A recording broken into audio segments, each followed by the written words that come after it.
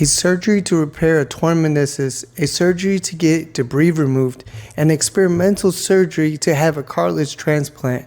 Lonzo Ball, after 1,006 days, nearly 3 years later, finally made his dramatic return.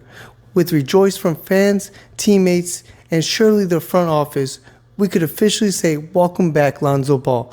No one knew what we would get out of him, and we didn't expect much, but what he did shocked us all. Lonzo played just 2 games with 16-minute restriction, but he had a huge impact in both of them. Looked more like his old self to me. He brought energy and structure to a team that badly needed it. From his outlet passes to him diving out of bounds to save the ball that he stripped in the first place, his presence was definitely felt. The offense especially looked like old times when he was at the helm. He seemed like he didn't even miss a beat. He got us down court fast with his passes. He set up the plays when we needed them the most and found mismatches throughout the games. Only preseason, and it's only been 2 games, but he brings a different element to the team. He's having everyone take a step back and revise their predictions for the Chicago Bulls this year. Let's break down his stats from the preseason. He didn't play games 1 through 3, but he played in 4 and 5 against Minnesota and Cleveland. Against Minnesota, he played 15 minutes and 7 seconds and ended up scoring 10 points, having 1 assist, 1 rebound, 1 steal, and 1 block. In 15 minutes, he was all over the court.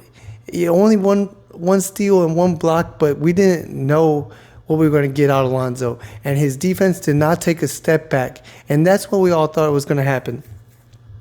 Now, in Game 5 versus Cleveland, he ended up having 15 minutes and 43 seconds, scored 11 points, 3 assists, 3 rebounds with no steals or blocks, but he did play well on the end. He did say he was going to have trouble fighting over screens and navigating them, but he looked good in that game navigating through screens, and he looked fast.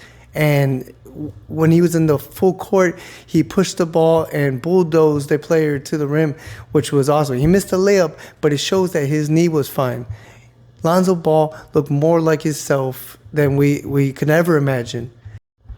Now, what can we expect from Lonzo Ball this year? Well, we already know first he won't be doing any back-to-backs, and I think that's going to continue the whole entire year. He's also on a 16-minute restriction from the preseason. We don't have any news of that minute restriction being risen. I think eventually it will, but right now we don't have any news. And we'll know exactly those answers in the first week, as we have games on the 25th and 26th against the Milwaukee Bucks and the Oklahoma City Thunder. So we'll see how Lonzo Ball will navigate the schedule throughout the year. I think personally that he's going to miss against the Bucks and play on the 26th against the Thunder. So stat-wise, I also think that once that minute restriction is lifted a little bit, he's still only going to average about 20 minutes per game. This year seems like everyone is on the same page, keeping him healthy. Expect him to get the Alex Caruso treatment with practices and limited minutes in game. I can see his averages being like 10.5 points per game or 3.7 assists. So pretty normal for him. I do see his rebounds taking a dip though, depending how hard he crashes the boards, but I'm going to assume that he's going to be less aggressive in that area just because he doesn't want to tweak his knee again. So 2.6 rebounds seems pretty reasonable for me for 20 minutes. Defense, as you can see in the preseason, his IQ is still there. He knows when to leave his man to help out. He knows how to navigate the pick and roll, and he understands defense concepts better than anyone else on the team probably. So I think he will average 1.1 steals and 0.4 blocks per game. Usually players with injuries that are in the lower body for an extended period of time come back shooting better.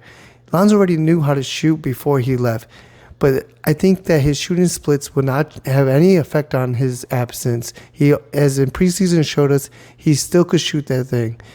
So I think his splits will be 44% from the field and 42% from the three-point line, if not better. The Bulls did go on record saying they want to shoot tons of threes.